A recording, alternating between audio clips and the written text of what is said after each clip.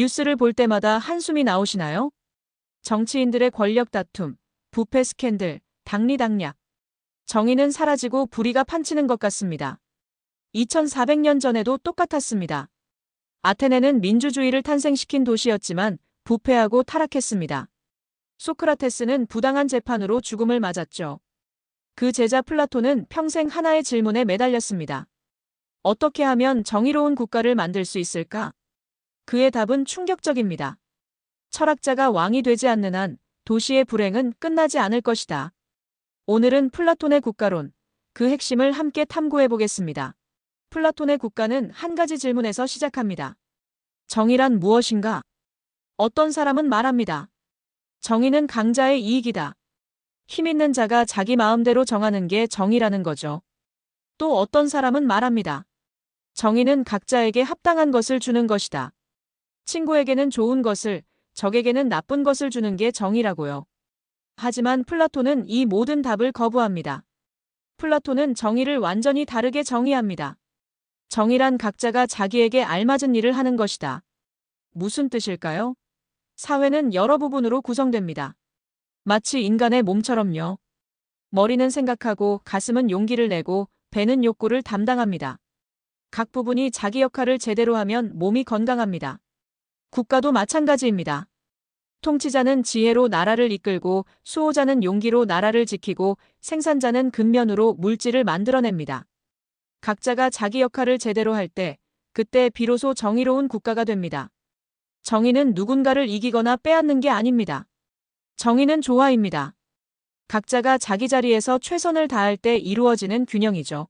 그렇다면 누가 통치해야 할까요? 플라톤의 답은 명확합니다. 철학자가 왕이 되거나 왕이 철학자가 되어야 한다. 사람들은 이 말을 듣고 비웃었습니다. 철학자라니? 세상 물정 모르고 책만 읽는 사람들이 나라를 다스린다고? 하지만 플라톤의 논리는 명확합니다. 권력을 원하는 사람에게 권력을 주면 안 됩니다.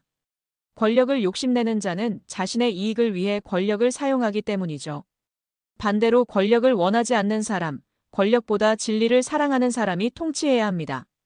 철학자는 권력에 관심이 없습니다. 그들이 사랑하는 것은 지혜이고 진리입니다.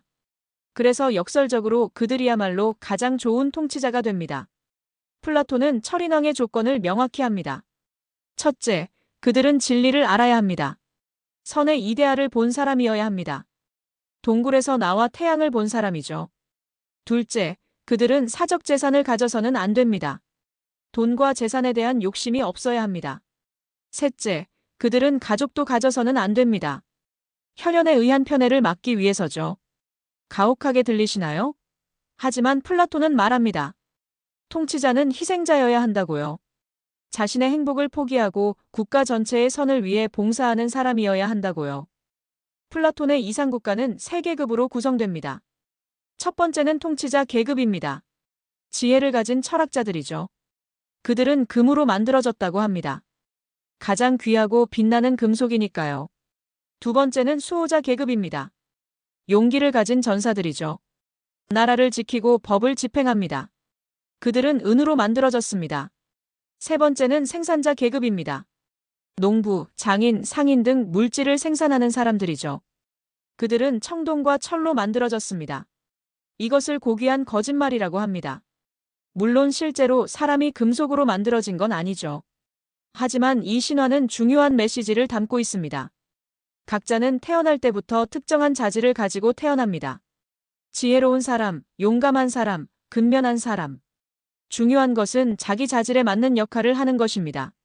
농부의 아들이라도 지혜가 있으면 통치자가 될 수 있고 통치자의 아들이라도 자질이 없으면 생산자가 되어야 합니다. 신분은 고정된 게 아니라 능력에 따라 결정됩니다. 이것이 플라톤의 능력주의입니다. 각 계급은 특정한 덕목을 대표합니다. 통치자는 지혜, 수호자는 용기, 생산자는 절제. 이 세 가지 덕목이 조화를 이룰 때 네 번째 덕목인 정의가 나타납니다. 플라톤은 국가 8권에서 정치체제가 어떻게 타락하는지 분석합니다. 가장 좋은 체제는 철인왕이 다스리는 귀족정입니다. 하지만 이것도 영원하지 않습니다. 첫 번째 타락, 명예정입니다. 통치자들이 명예와 영광을 추구하기 시작합니다.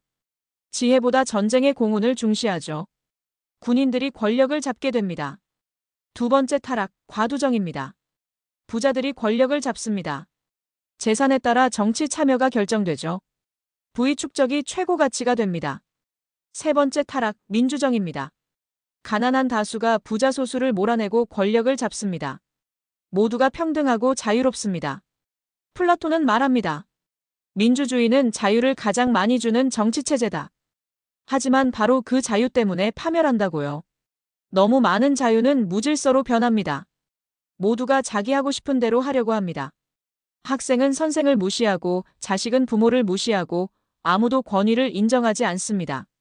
무질서와 혼란 속에서 사람들은 강력한 지도자를 갈망하게 됩니다. 네 번째이자 마지막 타락, 참주정입니다. 독재자가 등장합니다. 그는 처음에는 인민의 보호자로 나타납니다. 하지만 권력을 잡으면 가장 잔혹한 폭군이 됩니다. 플라톤이 본 민주주의에서 독재로의 전환, 이것은 역사 속에서 반복적으로 일어났습니다. 로마 공화국에서 카이사르로, 바이마르 공화국에서 히틀러로.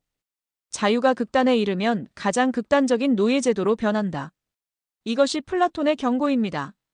플라톤은 말년의 법률이라는 책을 씁니다. 이상적인 철인왕을 찾기 어렵다면 어떻게 해야 할까요? 차선책은 법치입니다. 사람은 불완전합니다. 아무리 좋은 통치자라도 실수할 수 있고 부패할 수 있습니다. 하지만 법은 감정에 흔들리지 않습니다. 법은 이성의 산물입니다. 법이 지배하는 나라가 사람이 지배하는 나라보다 낫습니다. 플라톤은 말합니다. 법이 없으면 도시도 인간도 존재할 수 없다고요. 악법도 법이다라는 말이 소크라테스의 말이라고 알려져 있지만 이것은 오해입니다. 플라톤이 강조한 것은 법의 지배 자체의 중요성입니다. 법 없이는 질서가 없고 질서 없이는 정의도 없습니다.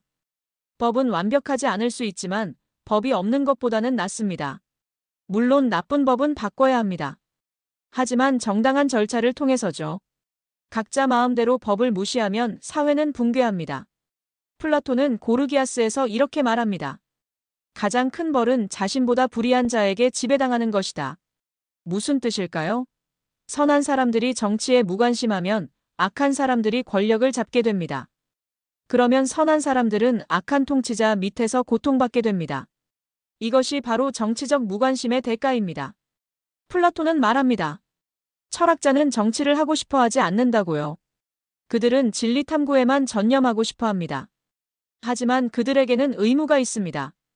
동굴 밖에서 태양을 본 사람은 다시 동굴로 내려가 다른 사람들을 도와야 합니다.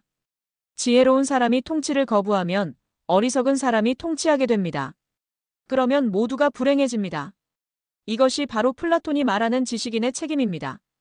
플라톤의 정치 철학은 오늘날 우리에게 무엇을 말해줄까요?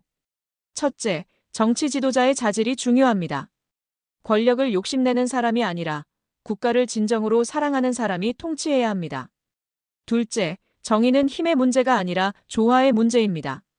각자가 자기 역할을 제대로 할 때 정의로운 사회가 됩니다. 셋째, 민주주의는 지켜야 할 소중한 가치지만 방심하면 타락할 수 있습니다.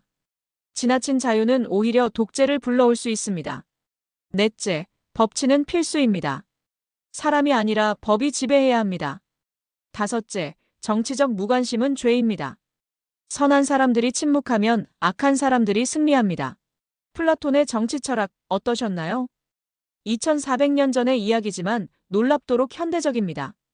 권력의 타락, 정치체제의 순환, 민주주의의 위기. 모두 오늘날에도 일어나고 있는 일들이죠. 플라톤이 꿈꾼 철인왕의 나라는 아직 오지 않았습니다. 어쩌면 영원히 오지 않을지도 모릅니다. 하지만 그의 메시지는 여전히 유효합니다. 권력을 가진 자는 지혜를 가져야 하고 지혜를 가진 자는 책임을 져야 합니다. 정의로운 국가는 저절로 만들어지지 않습니다. 각자가 자기 자리에서 최선을 다하고 법을 지키고 정치에 관심을 가질 때 비로소 가능합니다. 플라톤은 우리에게 묻습니다. 당신은 어떤 시민이 되겠습니까? 불의를 방관하는 방관자입니까? 아니면 정의를 추구하는 철학자입니까? 구독과 좋아요로 더 깊은 정치 철학을 만나보세요. 감사합니다.